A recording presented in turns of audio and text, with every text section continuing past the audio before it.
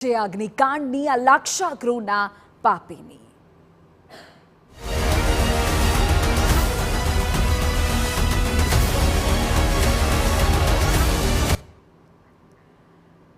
સૌથી પહેલા વાત અત્યારે મળી રહેલી એક અપડેટની કરી લે। રાજકોટ ગેમ ઝોન અગ્નિકાંડનો વધુ એક આરોપી પકડાયો છે। આ અગ્નિકાંડ કેસમાં પાંચમા આરોપી કિરીટસિંહ જાડેજાની ધરપકડ થઈ ગઈ છે। ક્રાઇમ બ્રાન્ચ દ્વારા કિરીટસિંહ જાડેજાની ધરપકડ કરાઈ। કિરીટસિંહ જાડેજા ગેમ ઝોન વાળી જગ્યાના 3 માલિકોમાંથી એક માલિક છે। હવે છઠ્ઠો આરોપી અને કિરીટસિંહ જાડેજાનો ભાઈ એવો અશોકસિંહ જાડેજા હજુ પોલીસ પકડથી દૂર છે। કિરીટસિંહ અને અશોકસિંહ ટીઆરપી ગેમ ઝોનના પ્રોપ્રાઇટર માલિકો છે અને સગા ભાઈઓ છે, જેમાંથી કિરીટસિંહની ધરપકડ થઈ છે।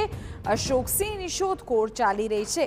જગ્યાના માલિક હોવા છતાં કેમાં બાબતોમાં આખાડા કાન કર્યા તે સહિતની પૂછપરછ હવે હાથ ધરાય છે।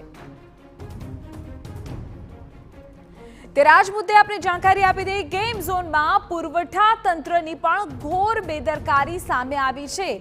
આરોપીઓ પેટ્રોલ ડીઝલનો જથ્થો ક્યાંથી લાવ્યા તે અંગે કોઈ જ માહિતી નથી। ગેમ ઝોનમાં પેટ્રોલિયમના જથ્થા અંગે પુરવઠા તંત્રની ઘોર બેદરકારી દેખાઈ રહી છે। સૌથી મોટો સવાલ તો એ છે કે પેટ્રોલનો આ જથ્થો આવ્યો ક્યાંથી? કલેક્ટરનો તપાસનો આદેશ છતાં જવાબદાર તંત્ર શું કાર્યવાહી કરશે તે સૌથી મોટો સવાલ છે।